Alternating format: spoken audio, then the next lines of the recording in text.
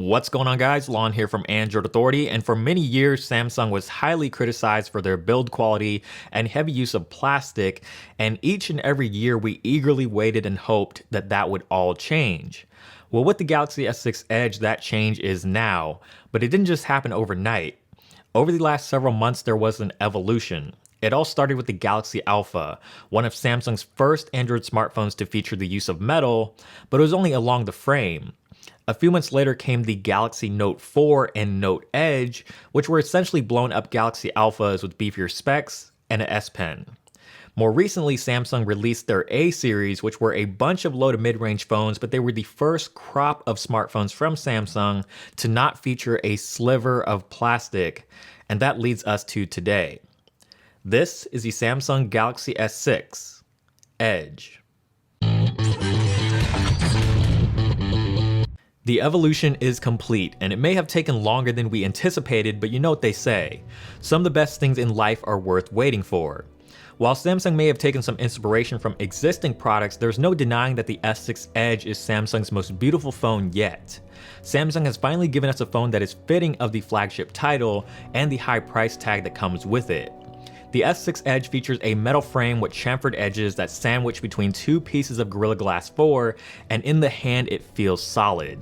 The front and back glass features a translucent effect that gives the phone a very unique look, and when the light hits it just right, it can be very eye-catching.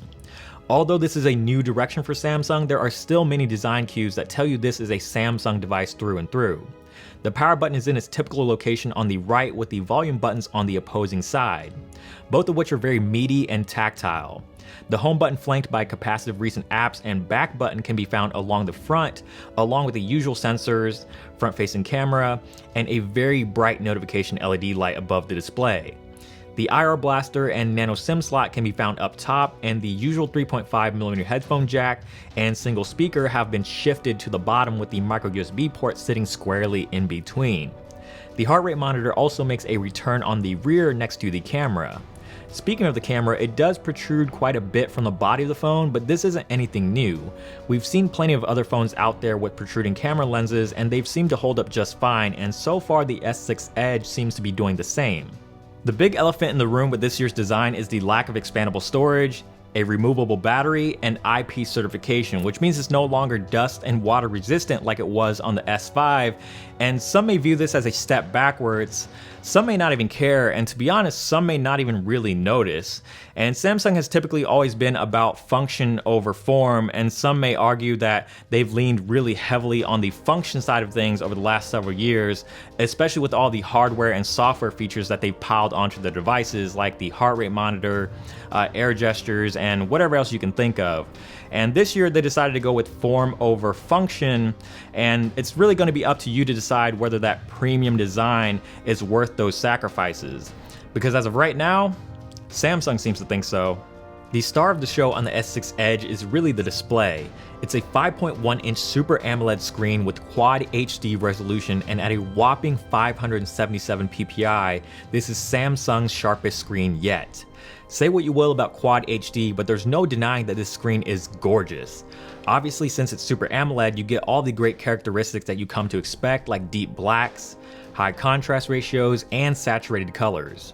The color calibration can still be adjusted further in the settings if the default settings don't quite suit your taste. At 600 nits worth of brightness, the screen is extremely vivid and easy to see in broad daylight, and everything from web browsing, games, and video look absolutely fantastic on it. What sets the S6 Edge apart though, and the reason for its name, is the way the glass spills over onto the sides and disappears into the metal frame.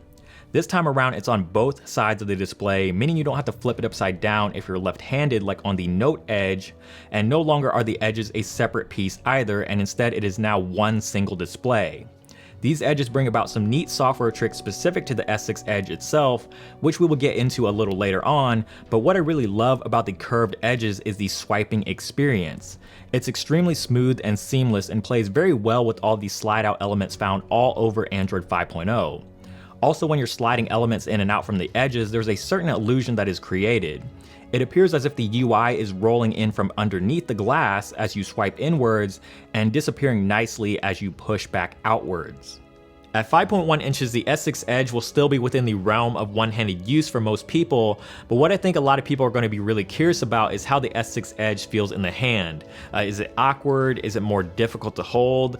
And the answer to those questions is no. It's not any more difficult to hold than a phone with a normal flat display, and even though the edges run all the way down into the metal, the actual display portion doesn't, and what you're actually holding in the hand is metal and bezel, so the screen isn't any more prone to accidental taps or presses than a phone with a regular flat screen.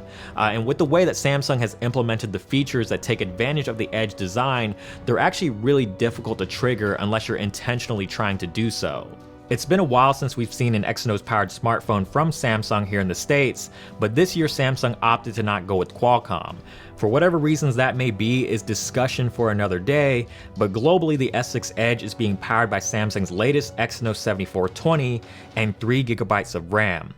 With specs like these and the software optimizations that Samsung has made this year, the S6 Edge is just blazing fast. Samsung has really taken their criticism to heart, and the sluggishness that is typically associated with Samsung devices is not present here. The S6 Edge flies through everything from navigating through the UI, jumping in and out of applications, multitasking, gaming, you name it, the S6 Edge does it all without skipping a beat. The animations throughout the UI have also been cleaned up to make the phone feel just as fast as it should. To show off this new processor even more, Samsung has implemented a double tap on the home button that launches the camera in only 0.7 seconds. Now all isn't perfect here. There is one glaring hiccup that I noticed, and that had to do with the My Magazine home screen. Swiping over into My Magazine is now faster than ever as Samsung got rid of the slow animation, but when swiping back out of it, you'll have to pause for a second before you can swipe again. It feels as if the My Magazine home screen is not fully integrated into the TouchWiz launcher like how Google Now is with the Google Now launcher or BlinkFeed is on Sense, thus causing the delay. This only occurs if you have My Magazine enabled, but if you don't, you'll never notice it, and since it's software related, Samsung will surely fix it. You should never let one bad apple spoil the bunch, and that's exactly what this is, and judging by the raw power and performance that the Exynos 7420 delivers, there's no reason for Samsung not to stick to their guns.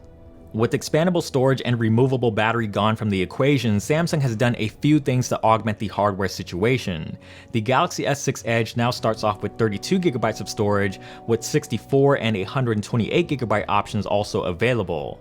Wireless charging is now natively built in, and Samsung is utilizing a dual charging technology that allows the S6 Edge to work with both WPC and PMA standards. What that means in English is the S6 Edge will work on pretty much any wireless charger you can find, giving you a variety of charging options. The heart rate monitor makes a return but is now in a vertical orientation, and it seems to work more effectively because of it. The fingerprint scanner on the home button has also been improved. It's now a touch and hold type versus the cumbersome swipe method that was used previously, and it's so much faster and easier to use than ever before. As far as speaker quality is concerned, the newly mounted bottom speaker is surprisingly loud for a single speaker and can easily be heard even in loud environments, but it suffers from the same issue that all bottom mounted speakers suffer from. The audio fires sideways and is easily muffled by the hand when in landscape. Regardless, this is still one of the better sounding single firing speakers that Samsung has used as of late.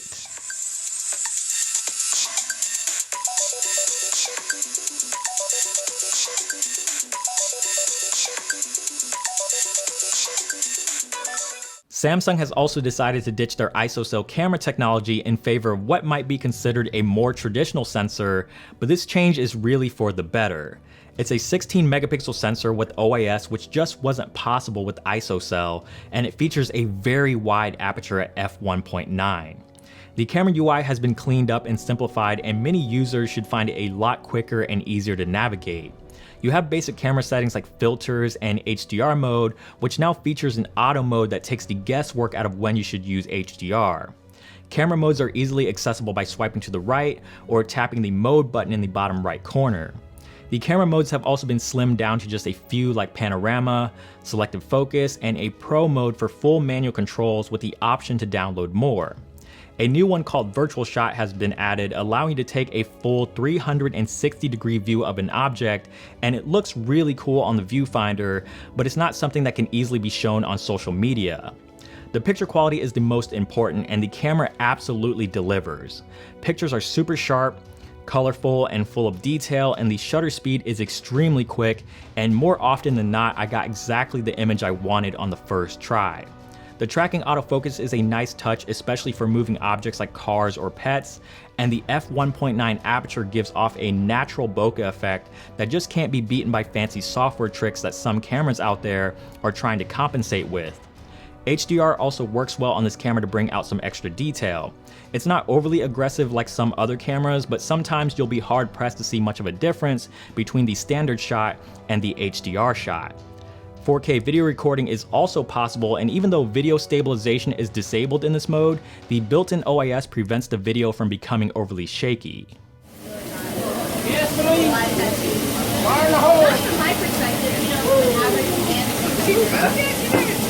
For the record, she's not attractive. The camera is also pretty phenomenal in low light, and what I've realized is you can't always trust what you see in the viewfinder. The viewfinder may show a grainy and colorless image, but once you take the photo, it's a completely different result, and that's a testament to how well Samsung's camera software handles post-processing. The low light images may appear slightly muddy in the darker spots of the photos, but the post-processing does a great job of cleaning up the excess noise, providing for an overall sharp looking image, especially at the point of focus. Samsung cameras have always historically been pretty good, but Samsung has definitely raised the bar here, and it's going to be up to other Android manufacturers to keep up. Battery life has been a major area of concern since the announcement of this current generation Galaxy S line, as the battery capacity will be deemed small at 2600 mAh, especially when you take the Quad HD display into account. One thing to be aware of though is the Exynos 7420 features a 14nm process that is much more energy efficient, but the battery life merely just catches up to phones with lower resolution displays. That's not to say that the battery life on the S6 Edge is bad, because this is exactly the type of improvements that we need in order to improve battery life versus just slapping a larger battery into a phone. The S6 Edge will definitely get through a full day of use, and if you're used to charging your phone every night, this won't be an issue, but you shouldn't expect the screen on time to go very far beyond the 4-hour mark. Among the many improvements to the hardware also comes many improvements to the software. The S6 Edge is running on Android 5.0 Lollipop with a completely revamped version of TouchWiz. It's lighter, it's cleaner, and most importantly, it's fast. Samsung finally got rid of all these slow animations like the folders, for example. The settings menu is no longer the convoluted mess it once was, and all the blip and bloop nature sounds that haven't made any sense for the longest time have all been replaced with more simplified click sounds. The color scheme is still pretty much the same as before, but it's more pastel-like in appearance, so it's not quite as in your face, and the beauty of TouchWiz now is that you can theme it. The built-in theme engine allows for a complete UI change from the icons, wallpapers, sounds, native applications, and UI elements like the notification shade. The options right now are pretty bare, but as time goes on, you can expect more themes to be available. Samsung didn't stop there though. There's 40% less bloat over previous versions of TouchWiz, but some staple apps like S Health and S Voice are still present, but S Voice is no longer tied to the home button, and a lot of these apps can easily be disabled or uninstalled. A lot of the gimmicky features like air gestures and toolbox are also gone, but the more useful staple features like multi-window, smart stay, and palm swipe to capture have been kept intact. One of the software features that many probably won't talk about is the keyboard. Samsung's keyboard has been completely redone from the ground up. It's extremely accurate and easy to type on, and it's one of the first keyboards that I've used in a long time that I didn't feel compelled to replace right away with the Google keyboard. In a lot of ways, it's very comparable to the Google keyboard in terms of its accuracy and word prediction, and that really says a lot about how much time Samsung has spent on revitalizing their software. Now, we can't talk about software without mentioning the features that take advantage of the S6 Edge's curved glass. These can be set to be either on the left or right side of the Edge depending on if you're left or right-handed, but the 4 features that Samsung has implemented are Edge Lighting, People Edge, Information Stream, and Night Clock. With Edge Lighting, the edge of the screen will light up when you receive calls or notifications and can be dismissed by simply placing your finger on the heart rate monitor. Also, if the People Edge is enabled, the colors will light up accordingly to what has been assigned to each individual contact. Speaking of the People Edge, this feature allows you to add up to 5 of your favorite contacts that are easily accessible from a swipe on the top portion of the display. From here, you can call or text them, and if you have a missed call or text message from any of your contacts, it'll place additional tabs on the edge of the display so you can easily respond. With Information Stream, this will allow you to view various different streams like Twitter, Yahoo News, and sports scores, for example. Tapping on a stream will take you into its respective application if you want to see more, and you can also download additional streams if you'd like. The implementation, however, is a little bit clunky as you have to swipe quickly back and forth across the edge to activate it, and it just doesn't feel intuitive. The final feature is called Night Clock, and this is pretty self-explanatory.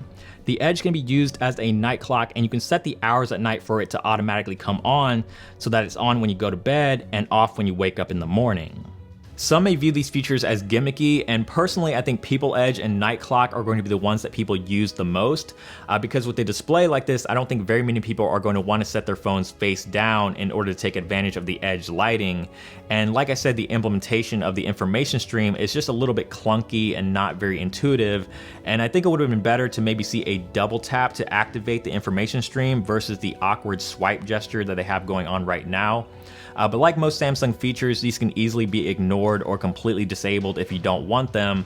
But if you really think about it, not utilizing any of these features sort of defeats the purpose of the Edge design. In regards to price, you can expect the Galaxy S6 Edge to be priced at a premium over the S6. So far, only T-Mobile and AT&T have come forward with pricing, with T-Mobile coming in just shy of $780 for the 32GB model, and it only goes up accordingly based on storage. The AT&T version will be available at a starting cost of $815, and we can expect the remaining carriers to be priced similarly. As you may have already seen, the S6 Edge will be available in 4 different colors, which may vary depending on carrier, but with all the different storage options and colors available, users will have plenty of choices to pick from. The Edge has grown up and is no longer the experiment that it was on the Note Edge, and we'll be seeing the S6 Edge being marketed just as heavily as the regular S6, if not more so. The Edge is now one of many parts of Samsung's new identity going forward, and I can't help but think that the S6 was more or less a safety net for Samsung, just in case the Edge doesn't sell. So who knows? Maybe next year we'll be back to one phone and the Edge will be a default feature. As for this year, you'll have to ask yourself the question: to Edge or not to Edge? As for me, I'm going with the Edge. As always, guys, thank you so much for watching this video. If you did enjoy it, please give it a thumbs up down below. We definitely appreciate it. And also subscribe to the channel, which is also down below if you haven't already. And if you want to see more, make sure to check out the links over here on the side. And make sure to stay tuned here to Android Authority, because there's definitely a lot more coverage coming of all the latest flagships, the S6 Edge, the S6, the M9, anything you can think of. We'll be covering it all. And don't forget to check out the website as well for more in-depth coverage, because we are your source for all things Android.